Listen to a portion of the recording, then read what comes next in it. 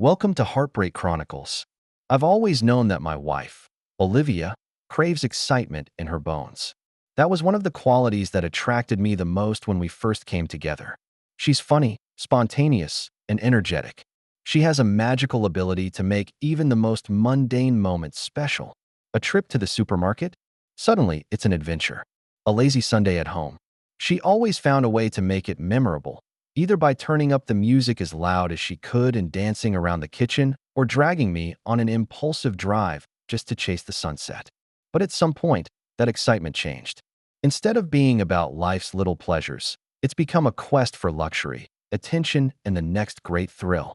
The woman who was once content to snuggle up next to me and crack open a bottle of wine and watch an old movie began to roll her eyes when I offered to stay home quietly. At first, I ignored the changes, telling myself she was probably just going through a phase. But I run a small electrical engineering firm and I do work a lot, so maybe I'm overlooking something. However, the late nights started to pile up, the vague excuses, the meeting with friends, that became a universal shield, and the way she would sneakily look at her phone and smile at messages she never wanted to share. An uneasy feeling spreads like a vine inside me. It's worth noting that Olivia has recently started mentioning someone named James quite frequently according to her, a friend of some friend. At first, these references seemed unintentional, but the frequency is increasing. James says the restaurant is great. James thinks the movie is boring. James thinks this investment strategy is too conservative. Every time she mentioned his name, there was a special gleam in her eyes, a passion I hadn't seen in a long time when she talked about me. I'd met James briefly at a corporate cocktail party, a tall, well-maintained man with a confidence bordering on arrogance, rumored to work in investment banking. He wore one of those pricey tailored suits, a luxury watch, and his whole person exuded an aura of contempt for everything. He looked at me as if I were a waitress, and when he looked at Olivia, the aggressive desire in his eyes was unmistakable. And Olivia, my wife, seemed to turn into a teenage girl in front of him, giggling and constantly stroking her hair, her body language completely betraying her status as a married woman. Then came the night when everything completely hit me. I had just returned home from an urgent project and was exhausted, but it was a relief to return to the quiet of my home. I just want to relax, maybe make us some dinner and stay with her. But the moment I stepped into the house, I saw her in the mirror in the foyer, touching up her lipstick. She was already dressed up, her tight black dress wrapped around every inch of her curves. Her high heels made her legs look incredibly long, and her diamond earrings sparkled in the warm yellow light. I haven't seen her wear those earrings in a while. I gave them to her for a big anniversary. "You're going out?" I asked, taking off my slightly dusty jacket as I did so. She didn't even turn to look at me, just glanced at me through the mirror. "Well, go have a few drinks with the sisters." Her voice was brisk, but with a hint of imperceptible detachment. I glanced at the clock on the wall, 7:45 p.m. Funny, I've been hearing that exact excuse a lot lately. I walked into the kitchen, opened the fridge, and pulled out a cold beer. The sound of the ring being pulled was loud in the quiet house. As casually as possible, I raised my voice and asked, "Which sisters? Megan? Or someone else?" A short silence. A faint, unnoticeable pause. Then her voice came, with a touch of deliberate relief, even a little impatience. "Ethan, does it matter? It's the ones that hang out a lot." This is it. That tiny moment, that brief hesitation, her avoidance of specific names, hit me like a cold stone and told me everything I needed to know. She wasn't just getting out. She was slowly, silently, effortlessly cutting me out of her life. And worst of all, she didn't even bother to make up a more believable lie. She probably thinks I won't even notice or don't care. My eyes slid to the kitchen counter where her cell phone lay. The screen lit up and a preview of a clear text message came into view. "Can't wait to see you. Wear that black dress. I like that one. J. James, the investment banker. The man whose gaze unabashedly violated my wife at the company party. Right now, he's texting instructions on how she should dress for him. And Olivia, my wife, is willingly doing as she's told, even putting on the diamond earrings I gave her to meet her lover." In this moment, anger ran through my entire body like an electric current, but with it came a strange calmness, a cold resolve I'd never experienced before. I leaned against the kitchen counter, the cold beer can against my palm. I watched from the kitchen doorway as she checked herself one last time in front of the mirror, ruffled her hair, and the corners of her mouth quirked up into a confident smile, the smile of someone getting ready for a highly anticipated date.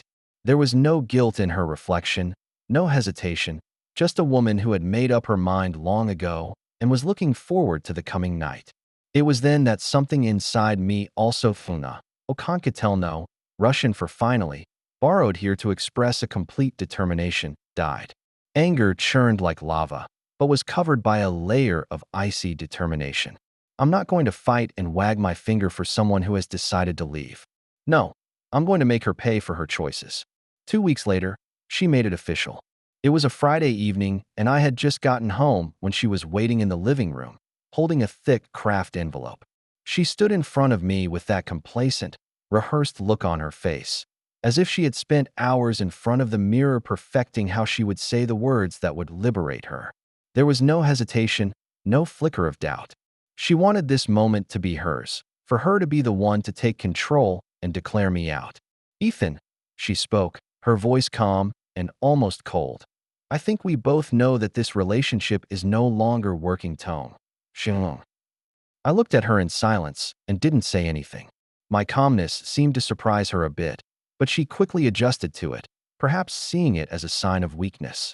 I didn't give her the dramatic scene she wanted, no angry questioning, no heartbreaking pleas, but that didn't stop her. Instead, she took my silence as a license to continue, and perhaps even felt it gave her more reason to leave. You're so boring, she said, exhaling deeply, as if the words had been bottled up inside her for months, and now they were finally released. I need excitement and passion in my life. I don't want to feel trapped in a dull shell anymore. Her words were like poisoned daggers, stabbing with precision at the stability I once cherished. You and James, how long has this been going on? I asked calmly, not a waver in my voice. She visibly stiffened for a moment. Then a flash of caution and surprise flashed in her eyes, but it was quickly hidden behind a mask of indifference. I don't know what you're talking about. This has nothing to do with anyone else. It's just between us. I almost laughed out loud. Not because it's funny, but because of her smug posture, the fact that she actually thinks it's some sort of display of power, as if she's making some grand, heartfelt speech that's going to break my heart. But the truth is, as I realized 2 weeks ago, in her head, she moved on a long time ago. She was out of our marriage long before that. It wasn't a difficult decision for her, just fulfilling a procedure that had been planned for a long time. She's just informing me of the results. I took the envelope from her, and it was cold to the touch. I drew out the papers inside. Divorce settlement. Expected. I flipped through it slowly, my eyes scanning over the legal jargon and clauses, and then my eyes settled on the section on property division and alimony. My breath stuttered. She's not just leaving me. She's expecting an extremely generous breakup fee, high alimony, and a large percentage of my company's assets in our joint property. Olivia literally wrote herself a huge check straight out of my bank account, a check big enough for her to live the lavish life she'd always dreamed of, a check big enough for the kind of high-spending lifestyle she and James lead. And the best part? She obviously, completely, did not read carefully and may have even forgotten about the document. Prenuptial agreement we signed before we got married. I glanced up at her quickly, catching the confident, ambitious gleam in her eyes before my gaze fell back to the paperwork. She didn't notice the flash in my eyes, a mixture of anger and icy derision. When we first got married, she was so caught up in the romantic fantasy of a wedding that she didn't take the prenup seriously. She's too busy picking out dreamy venues, expensive floral arrangements, and designer invitations to care about this potentially mood-setting document. I remember the exact moment we talked about this, right after we picked out our wedding bands. Baby, it's just in case, I told her then, gently but firmly. You know, my company has been my labor of love for years, and I've worked so hard for so long that I can't afford not to protect what I've built. It just protects both sides, in the highly unlikely event that it happens. Ethan, please, she said then, smiling with a hint of pout, barely listening, her mind still on her thick wedding planning magazine. We love each other so much. How can we get divorced? She skimmed through the pages, signed her smooth, flamboyant name where I pointed it out, like she was signing for an inconsequential delivery, and then handed it back without even asking a question, as if it were just a scrap of paper. And now, standing before me, she was about to pay a price she could not have imagined for that rashness and overconfidence. I closed the file and exhaled slowly, trying to suppress the anger that was churning in my heart and an almost crippling sense of anticipation as I looked up at her. "Okay," I said, my voice so calm that even I was a little surprised. She blinked, seemingly surprised by my alacrity. "What? You? You agree to a divorce?" "Well," I nodded, meeting her gaze calmly, "I won't hold it against you, if you think that's better." For a moment, I clearly saw a flicker of surprise flash through her eyes. But that emotion was fleeting, immediately replaced by a deeper, almost compassionate satisfaction. The corners of her mouth curved imperceptibly upward in a tiny arc. She thought I was devastated, that I had given in, that I was the same, weak, incompetent ex-husband that could be easily dispatched. I set the divorce papers down on the coffee table next to me and nodded softly. "I'll have my lawyer handle the paperwork. We'll get everything straightened out."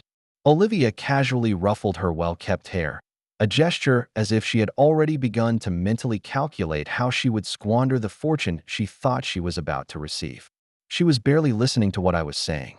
As far as she was concerned, the matter was settled. And it was she who won. "I knew you'd understand," she said in a condescending, magnanimous tone. "It's good for both of us, Ethan. Really." Then she turned and walked away, her heels clicking on the wooden floor, exuding the kind of confidence that only someone who believes they have a sure thing can muster. She didn't look back, didn't pause, didn't look to see if I would stay or protest. She doesn't need to. She thought she saw me through, a man she could easily manipulate and discard. She didn't even realize that before she pulled out the divorce papers, the screen of her phone, which was sitting on the coffee table, lit up, displaying a new text message. Even from my angle, I could clearly see the sender's name, James. It consisted of a few short words. "How's the plan coming along?" How convenient that her lover can't even wait for the outcome of our divorce negotiations. But little did she know that within a few days, that smug smile would be completely wiped from her face, never to return. Olivia always prided herself on being the smartest person in the room. She loved that sense of control, that feeling of always being one step ahead. That's why, after handing me the divorce papers, she didn't even bother to observe my real reaction. She decided that I was broken, that I would dutifully write the check and watch her walk into her new, exciting life like all those other predictable ex-husbands. So I let her continue to wallow in that illusion. Watching her glow was almost as compelling as the way I predicted what would happen next.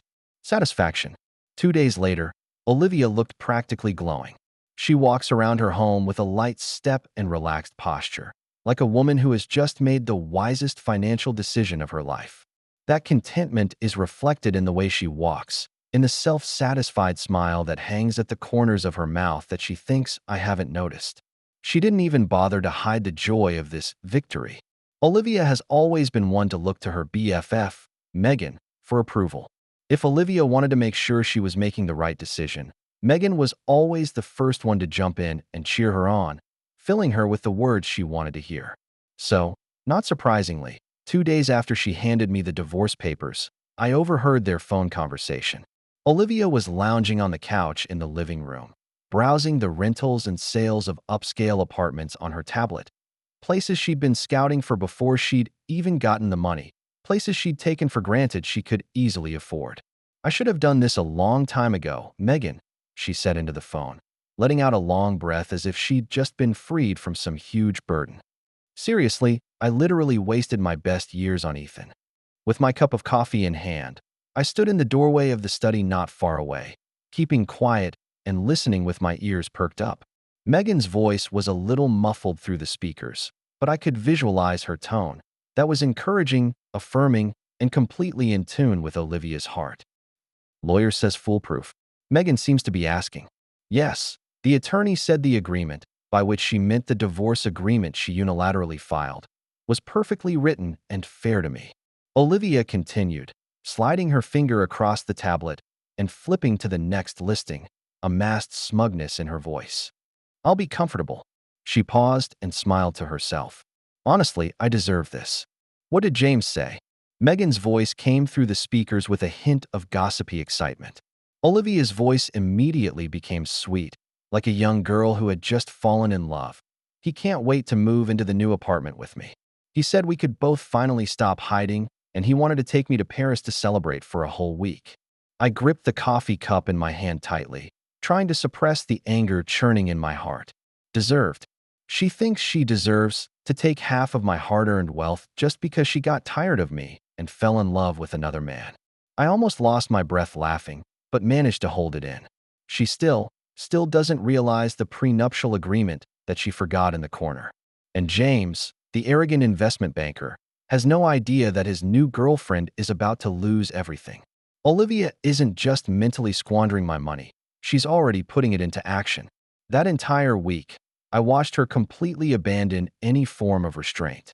She stopped cooking at home and ordered takeout every night. Fancy sushi, imported steaks, and health shakes for $25 each. All of which she swiped on her own credit card without hesitation, presumably with the idea that she would soon be able to fill those holes with my money. Then there was that travel program. A weekend in Miami with James, not the sisters anymore. First-class airfare, a luxury ocean view hotel, all prepaid. Followed by a shopping spree. Designer handbags, boutique dresses, expensive jewelry. She dressed herself like a trophy wife without a husband and walked around the house with the kind of complacent confidence that only someone who believes they are about to make a fortune has. And I, for one, let her. I stood by and calmly watched her spend money she didn't actually have, knowing full well in my heart that when she finally read the fine print of that prenuptial agreement, the kind of extravagant life she was now portraying would instantly come to naught. The night before her formal meeting with her attorney, we had the rare opportunity to sit at opposite ends of the table. I made dinner. It was easy. She spent most of the time with her head down on her phone, completely distracted, a smile, if any, hanging at the corner of her mouth. Every so often, she would sigh contentedly, like someone who had just finalized the best deal of her life. Finally, she looked up at me with a fake smile. You know, Ethan, I really hope we can still be friends when this is over. I put down the fork in my hand and met her gaze, returning a polite, unreadable smile. Sure, she seemed satisfied with her generosity, as if she was handling it all with great grace, as if she were the more mature and forgiving person. She picked up the glass of red wine in front of her and took a slow sip, savoring this moment of control. Then, in a tone that was almost casual, but made me secretly admire her self-confidence, I know this might be hard for you to accept, but I really think it's the best thing for both of us. She sighed and gently set her glass down. And I promise, she added, as if dispensing me great mercy, I won't make things ugly. I just nodded, forcing a sneer from the corner of my mouth. She knew nothing of what was about to happen. She thought she was being generous, thought she was giving me an easy way out. She had no idea that in less than 24 hours, she would be the one crying for a second chance. The next day, Olivia walked into her lawyer's office feeling on top of the world. She had made a point of going shopping that morning and had done another indulgent shopping spree, as if she was already living the life of that wealthy woman with financial freedom. A new designer handbag, a pair of designer brand heels, a delicate gold necklace. She probably imagined herself wearing it. Sipping cocktails lazily by the pool at some tropical resort, all at my bank account's expense, of course. To put the icing on the cake, she also bought herself a $20 matcha latte and took small sips with the kind of satisfaction characteristic of someone who is convinced that they are about to receive the easiest windfall of their life. In her mind, she left me behind a long time ago. Hell, she probably thinks she'll never have to think of me again after this meeting, except on the first of every month when her fat alimony check arrives on time. And by then, she would be sitting with James on the terrace of some upscale condo, raising a glass to the two of them to celebrate their new life together. But then, when she finally, at her attorney's insistence, had to read the fine print of the document she had long forgotten, her whole world collapsed. Olivia sat across from her lawyer, folding her legs casually, still absently swiping the screen of her cell phone, barely paying attention. She was in that complete state of confidence, just like she used to be whenever she thought she had the upper hand. Her lawyer, a middle-aged man with meticulously combed hair, gold-rimmed glasses, and a smart suit, was flipping through papers. He cleared his throat and looked at her with mezcla, Spanish, mixed, eyes of professional calm and a hint of unconcealed concern. "We've filed for divorce, Olivia." The attorney spoke, his tone calm. "However, you have never before mentioned the existence of a prenuptial agreement between you. Your husband's attorney sent a copy of this agreement this morning." He paused and looked at her sharply. "Ew. Really read this prenup carefully." Olivia barely raised her eyes from her phone, just waved her hand with a dismissive tone. "Oh, that one. I probably scanned it when we got married. It's just the usual stuff, right? No big deal." The lawyer pushed up his glasses and exhaled slowly. "Not exactly, Olivia." He turned the document toward her and tapped the tip of his pen on a paragraph near the bottom. "Section 14b, he read clearly, provides that if one party to a marriage initiates a divorce action without statutory grounds for fault, e.g., domestic violence, abandonment, etc., that party will automatically waive the right to claim alimony and the division of the other party's personal property, both premarital and postmarital, including the appreciation of his or her business assets, except for joint property owned by the parties in common with express agreement, such as small deposits in joint accounts and jointly purchased furniture." Olivia blinked and didn't seem to understand. Then she let out a short, soft laugh and leaned forward slightly. "Wait a minute. What does that mean?" The lawyer sighed and put down the pen in his hand.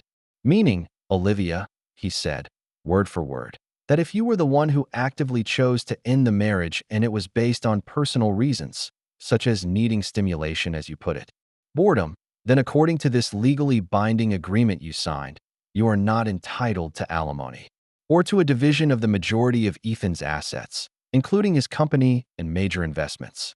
Including his companies and major investments. He paused to add a more fateful remark, "And it's too late now." I communicated with his attorney, who made it clear that since the divorce petition had been duly filed by your party, they refused to allow us to withdraw the divorce petition under the estoppel principle and the principle of certitude in litigation. Now, according to the prenuptial agreement, you can only walk away with what's yours and nothing else. The smile on her face froze momentarily. I can almost picture the image, her mind racing, trying to process the information she's just heard, trying to rationalize it, trying to find some loophole, some way to turn the situation back in her favor. Then, when the harsh reality finally hit her, she violently snatched the document from her lawyer's desk, her fingers trembling as she frantically flipped through the pages she had once disdained, scanning the terms of the contract word for word, as if she hoped that she had read it wrong, or that her lawyer had misinterpreted it. "Wait, no, that's not right." Her voice became shrill with a hint of desperation. "I should get. We've been married for so many years." Her lawyer looked at her with a kind of professional sympathy and crossed his arms on the table. "This agreement was legally signed, Olivia, and witnessed by the presence of attorneys for both parties. If you want to challenge it in court, you have little chance of winning. The terms are written very clearly and impeccably." Olivia's breath hitched. It was the first time in weeks that she had felt an emotion she hadn't felt in a long time: panic. Her hands trembled slightly as she gripped the papers, her carefully manicured nails pinching deep into the edges of the paper. "No, no, no. It's not fair," she stammered, shaking her head desperately. "I'm his wife. I've given so many years to this family. My time, my energy." The lawyer raised one hand and interrupted her. His voice was firm and steady. "The court will view this as a mutual marital partnership," he said, "and not as a financial obligation that he has unilaterally placed on you, especially if you initiated the no-fault divorce. A prenuptial agreement is designed to deal with exactly this situation." Olivia's hands shook even more as she fumbled for her own cell phone in a panic, her perfectly polished nails making sharp, clicking noises on the screen. Her breathing became rapid and uneven, and her thoughts were in turmoil. I need to call Ethan," she said incoherently. "Also, I need to contact James." She inadvertently divulged that name and then immediately covered her mouth as if realizing her slip of the tongue. Her lawyer, always maintaining a professional demeanor, sighed and pushed up his glasses again. I strongly advise you not to do that now, he said calmly but firmly. Decisions made in the heat of the moment are often wrong. No, she whispered stubbornly, shaking her head as if in self-hypnosis. He, he wouldn't do that to me. He won't. But that's exactly what I did. And, right in front of her lawyer's eyes, her carefully constructed blueprint for her confidence and future was crumbling piece by piece. The luxury apartment of her dreams fizzled out. Her planned first-class flight to Miami for a girlfriend's trip? It's hopeless. Her fantasy of living off my money with James? It's completely broken. And the worst part is, she hasn't even hit rock bottom yet. I was working on a complex engineering drawing at work when my cell phone buzzed and vibrated in my pocket. Caller ID, Olivia. I just watched quietly as the screen lit up and dimmed, letting it ring until it automatically went to voicemail. A few minutes later, another caller, James. Looks like he's heard the news. I likewise let it go to voicemail. After a while, I clicked on the text transcription of the voicemail Olivia had left. Ethan, we need to talk. I think there must be some kind of misunderstanding. Please call me back. Please. Misunderstanding? Oh no, Olivia. You're the one who made the choice. Now, you have to learn to live with the consequences. She's always been good at using flowery language to get out of trouble. A little charm offensive, a few just the right amount of crocodile tears. She knows how to manipulate people and turn the tables to make her look like the victim. She probably thought that if she cried enough, begged enough, or acted realistically enough, she could get things back to the way she wanted them to be. But this time, for the first time in her life, no one will come to her rescue. The first voicemail was fairly calm, but carried a distinct sense of urgency. And the second one? Not so cool. Ethan, I don't know what the hell you're playing at, but we have to fix this. You can't just kick me off. Call me back. There was incredible anger and a hint of panic in his voice. I still let the phone ring and didn't answer. Then there was a third voicemail. This time, her voice took on a distinctly sobbing tone, broken and shaky. Ethan, please. I think I screwed up. I really screwed up. Can we talk? Please call me back, okay? Oh, now she was finally starting to get it. That future she had so complacently envisioned disappeared. That fantasy of upgrading my life, living on my dime, and moving forward with no consequences is dead in the water. And now, in real time, she was experiencing the feeling of falling. Then I got a text from James. Look, man, we should talk. This is a misunderstanding. Olivia and I are just friends. I sneered and deleted the message. A few hours later, he sent another. Ethan, we can work this out like adults. I never wanted your money. How funny that the guy who was figuring out how to spend my money the day before suddenly doesn't care about money anymore. He must have changed his attitude quickly when Olivia told him about the prenup. Later that evening, as I was pouring myself a glass of whiskey and enjoying some rare peace and quiet, I received a text message from my own attorney. Ethan, I've been contacted by Olivia's attorney.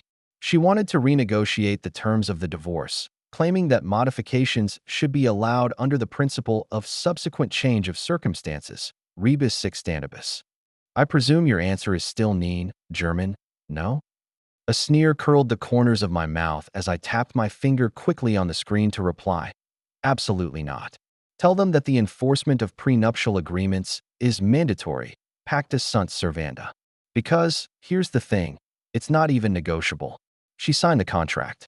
She filed for divorce. She thinks she's in control. Now, when she realized she was out of control, she thought she could just hit the undo button like she was playing a game. Not even close. Olivia's next wake-up call came not from me, but from her social circle. You see, when she initially decided to divorce me, she had bragged to all her friends that she was about to be financially free and live a carefree life ever after. For weeks, she has been portraying herself as a smart, independent woman, a success story who is moving up to a bigger world. She enjoyed the attention, basking in the bragging rights and approval of her friends. What's more, she flaunts her new relationship with James, a handsome and successful investment banker, their perfect match, and the luxurious life they're about to share. But now, as she panicked and tried to salvage the situation, suddenly the attitudes of her friends, who had once rallied around her, became subtle. Megan, her best cheerleader, the one who used to cheer her on the loudest, began to respond to her texts slowly and sometimes not at all. The women who had raised their glasses to celebrate her new chapter were suddenly too busy to meet. James, the investment banker she'd been eyeballing, quickly evaporated when he learned that her financial future was looking bleak. Nothing shocked her more than James' transformation. The same night she found out about the prenuptial agreement from her lawyer, she urgently contacted James, crying, to tell him the terrible news. James initially reassured her that they would find a solution. But when he fully understands the situation, that Olivia won't be getting a penny of alimony, much less a share of the mansion and investments, his attitude changes immediately. The next morning, he sent a brief text. "I need some time to think. It's too complicated right now." Then came a days-long silence. When Olivia ends up standing guard outside his company building and stops him, James looks at her with nothing but indifference and a hint of boredom in his eyes. "Look, Olivia, we're probably going too fast," he said, constantly looking at his watch as if every second was precious. "I've got an important project right now. We'll talk about it later, okay?" Then he hurried away without even looking back. Olivia is drowning, and she's alone. 2 days later, the expected happened. A knock sounded at my door. I didn't even have to look at the cat's eye to know who it was. I opened the door to find Olivia standing there, looking a far cry from the confident woman with a smug smile on her face who had once handed me divorce papers at. There were no flashy outfits, no perfect hair, and that arrogant gleam in his eyes was gone. There was only one woman who had just lost everything and looked desperate and helpless. Her face was pale, with dark circles under her eyes, which were difficult to fully conceal even with makeup. Her breathing was a little unsteady and her fingers were twisted together nervously. "Ethan, please, can we talk?" Her voice was low and pleading. I leaned against the doorframe, arms crossed over my chest, watching her in silence, waiting. She took a deep breath that seemed to take all her strength. I wasn't thinking straight, okay? I made a big mistake." I raised an eyebrow. "A mistake?" "Yes." She nodded eagerly and swallowed hard. "I've been taken in by those. Those thoughts wash over you. I let my emotions get the better of me. But we don't have to go this far. We can redeem ourselves. I mean, we've been together for so long and—" I interrupted her with a low, almost mocking light laugh. "Olivia," I said, my voice cold and clear, "you don't love me. You loved what I could offer you, that peace of mind, that life that you now see as boring, and the wealth you fantasized you could wring from me. And now, all those things you expected are gone and James has left you, so you regret it." Her lips quivered and her eyes widened slightly at my mention of James' name. "No, it's not like that." I shook my head, interrupting her defense. "You've made your choice, Olivia. You're the one who filed for divorce. You're the one who called me boring. And you're the one who's hell-bent on leaving." Her breath hitched and her voice choked completely. "Ethan, please. I have nowhere to go now." Some of the duffel bags she was carrying corroborated this, presumably having been evicted by her landlord or unable to afford a down payment on an upscale apartment. I nodded slowly, looking straight into her tearful eyes, which were filled with fear and despair. "Yeah," I said calmly, "I know." Then, to her disbelieving gaze, I closed the door and dropped the lock on the inside. The heavy sound of the lock dropping was like a final death knell for her past fantasies and for the marriage we once had. Olivia used to think she was untouchable. She thought she could easily leave me, take my money, and upgrade her life without even a frown. She genuinely believed she had it all figured out: her future, her finances, her freedom. But now, homeless and penniless, she has absolutely no idea what to do next. And, for the first time in her life, there was no backup plan and no one who would clean up her mess. The day after I closed the door and rejected her, my phone began to be bombarded with texts from some mutual friends. Apparently, Olivia had a complete meltdown at a coffee shop. According to the version I heard, she was ranting and raving at Megan, who looked extremely uncomfortable, about how callous I was and how I was ruining her life. She also called her parents, presumably expecting sympathy and assistance, only to be told, "You figure it out yourself." After realizing that not a single person was on her side, she stormed out of the cafe in tears. She had acted superior for years, as if she were above everyone, and now she had never been so humble and isolated. Late that night, my cell phone vibrated again. Last text from Olivia. It was long and full of desperate pleas. Ethan, I don't know what else to say. I'm really sorry. I miss you. I miss the way we used to be. I've been a mess ever since that night. I know I don't deserve another chance. But please, I just want to talk to you one more time. One last time. I need to hear your voice. I stared at the screen for a moment. Then, almost out of a mischievous impulse, perhaps to witness her final disillusionment, I replied, "Okay, meet me in the lobby of the Grand Hotel downtown at 8 p.m. She responded almost in seconds. "Thank you, Ethan. I'll be on time." She probably thought this was her second chance, thought I was softening up, thought if she cried just right and begged humble enough she could undo it all. But really, I just want to see her realize, with my own eyes, that everything is over and there is nothing left to salvage. I arrived at the hotel 10 minutes early and found a comfortable seat in the lobby lounge area. The place was grand, with well-dressed guests moving in and out, and the air was filled with a mixture of expensive cologne and fresh bouquets of flowers. I ordered a scotch on the rocks and leaned my body back in the soft couch, calmly waiting. 2 minutes shy of 8 p.m., the hotel revolving door turned and she walked in. Olivia has obviously made an effort to clean up after herself. Makeup on, a dress that looked good, perhaps one of the few things she hadn't sold yet, heels on her feet, pounding on the marble floor, trying to recapture a bit of her old pie. But I could see it in the collapse of her shoulders, the blue-black color under her eyes that was hard to hide, even under concealer, and the tense expression on her face, as if she needed to strain to even breathe. She saw me at once and walked quickly over to me. Then, with a flash of her old style, she tried to squeeze out a smile. "Ethan, thank you for wanting to see me." Her voice was soft with hesitation and uncertainty. I leaned back in my seat, my posture completely relaxed, my fingers unconsciously tapping lightly on the edge of the polished wooden table in front of me. "Of course," I said, my tone flat. She hesitated. I can feel that she is not used to me being so calm and even a little cold. She probably anticipated my anger, pain, and maybe even a glimmer of hope that an old relationship would be rekindled. But all she saw was a near, boring me.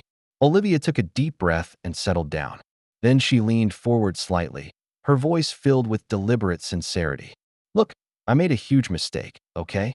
I thought I wanted something different, but I realize now that I was stupid then." Her eyes searched mine eagerly, trying to find a hint of relief. "You and me, we used to be good, Ethan. We can be good again." I cocked my head slightly, scrutinizing her. "Do you really think so?" She nodded quickly, a look of relief sweeping over her face as hope began to shine in her eyes.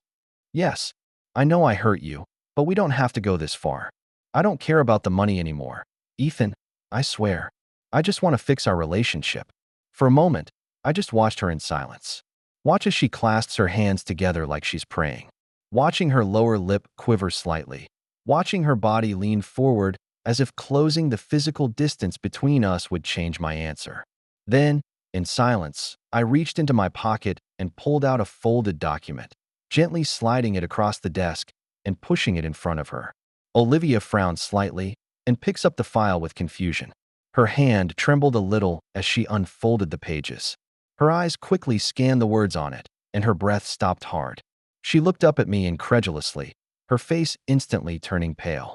"Wait, this is final judgment." I hooked the corners of my mouth with a hint of imperceptible sarcasm and gently shook the glass in my hand. "Yes, signed and sealed, and in full force and effect. You were supposed to be in court with your attorney, and you ended up missing the hearing." Her lips parted and pursed together again, as if she were trying to suppress a whimper that was about to come out of her mouth. But didn't we agree to talk?" I let out a low, soft laugh and shook my head. "Olivia, this was never a negotiation." I paused and spoke each word clearly. Words spoken, arrows shot, don't fly back in midstream. Tears finally welled up in her eyes. This time it was real, uncontrollable tears. The woman who had once handed me divorce papers with a haughty confidence on her face looked small, confused, and full of panic at the moment. "So, that's the end of it," she whispered, desperation in her voice. I stood up and calmly straightened my blazer, purposely slowing my movements and letting the silence stretch between us. Then I grabbed my car keys and gave her one last look. "That's the end of it." She blinked rapidly, tears rolling down her face, her mouth open as if to protest, to argue, trying to find one last angle she could use. "Ethan, please." Her voice trembled. "James abandoned me, my friends stopped contacting me, and I don't even have a place to live anymore." Once again, I gave a cold smile. "Don't you want excitement, Olivia?" I raised my hand to gesture to this luxury hotel we were in, the bustling city at night outside the window, and the vast world she had so longed to explore without me. "Enjoy." I paused for a moment, my eyes falling on the barely touched cup of coffee in front of her. "Oh yeah, I didn't pay for this coffee. Since you're the one who asked me out, you should pay the bill." She froze and subconsciously retorted, "But you always pay when we go out." I smiled, and there wasn't a trace of warmth in that smile. There's always a first time for everything, just like the first time you understand that choices have consequences. Then, without another word, I turned on my heel and headed out the door at a steady pace, leaving her there alone, against the backdrop of a luxurious hotel lobby, completely broken and devastated by her own choices. Olivia always believed she could talk her way out of anything. A bad relationship, a free luxury vacation, a man's wallet. She thought if she cried enough, begged enough, or played the victim act realistically enough, she could turn things around. But this time, for the first time in her life, no one was listening to her anymore. 2 days after that meeting at the hotel, my cell phone vibrated again. Or Olivia. I almost wanted to just ignore it, but eventually curiosity got the better of me. I clicked on the text. It's long, tiresomely long. "Ethan, I don't know what else to say. I'm really, really sorry. I miss you. I miss what we had. Ever since that night, my whole being has been like the Walking Dead. I know I don't deserve another chance. But please, I just want to talk to you one more time. One last time. I need to hear your voice." I read it and read it again. No touches felt, only an utter boredom. Then I hit the delete button. No reply, no reaction, no closure of any kind for her. She doesn't deserve it. She has long had countless opportunities to talk, countless moments to choose us, to choose loyalty. But she threw me away like an outdated, boring thing. It was time for her to taste all the bitter fruits of that choice alone. A month has gone by, and I've fully embarked on a new life. My life is mine again, and I haven't wasted even a second on regret or dwelling on the past. I went back to the gym and worked out harder than ever. I started traveling to the Norwegian fjords, Tuscany in Italy, and Hokkaido in Japan, places I always wanted to go but put off because she didn't think they were luxurious enough. I expanded my electrical engineering business and won several large contracts. I redecorated my home, removing all traces of her and replacing her ornate decor with my favorite modern minimalist style. I met with friends and laughed, and I enjoyed waking up without the woman who treated me like an object of abandon. Life has never been so refreshing. Then, one night, I was drinking with some coworkers at a penthouse bar. The bright lights of the city spread out beneath us. The evening breeze was refreshing, and the music hummed low in the background. I was chatting with someone, glass of wine in hand, when a figure, a familiar one, broke into view. It's Olivia. She was sitting alone at a corner table with a half-drunk cocktail in front of her. She looks changed a lot. Not the refreshed and better kind, but the haggard kind that has been ravaged by life's hard knocks. No designer clothes, no glowing skin from expensive skincare products, and no more of that confidence that seems to come with the territory. There is only one woman who finally realizes that she has ruined her life with her own hands, with a body full of exhaustion and despondency. Her clothes looked a little old. Her once well-cared-for nails now lacked that shiny sheen, and her posture revealed a deep weariness, as if every day was an uphill battle. A couple at the table next to her noticed her, and the girl leaned in close to whisper something in her boyfriend's ear before both turned their heads and gave Olivia an almost pitying look. I heard only the words, "That's not."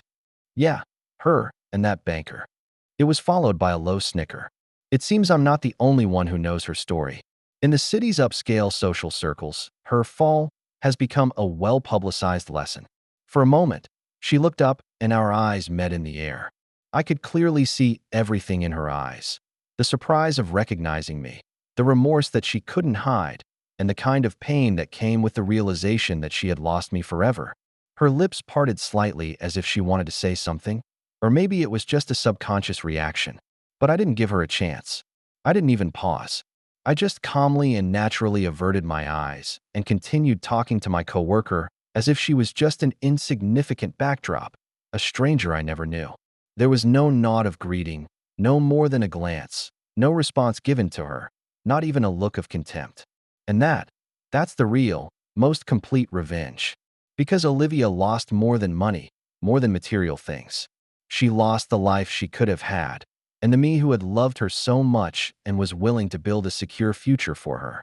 What she loses is her social circle, her halo, her self-esteem, and even her lover, James, the man who abandoned her at the first sign of trouble. And me? I'm busy really living my life and enjoying the freedom and future I've reclaimed. I no longer have the time or the inclination to care about her, as all of us will eventually learn. No matter how cunning, no matter how self-righteous, no matter how smart we think we are, there are always consequences to our actions. With choice, there is always a price. And Olivia, she's experiencing firsthand the cost of that choice she made for herself. That's the end of today's story. For more captivating tales, hit subscribe and never miss an episode.